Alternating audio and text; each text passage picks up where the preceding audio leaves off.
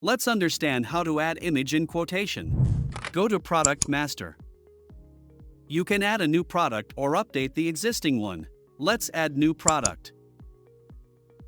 Select Add Image to add image from your photo gallery, or you can also add it using your camera. Once you select the image, it will allow you to adjust or crop image to make sure your product is visible properly.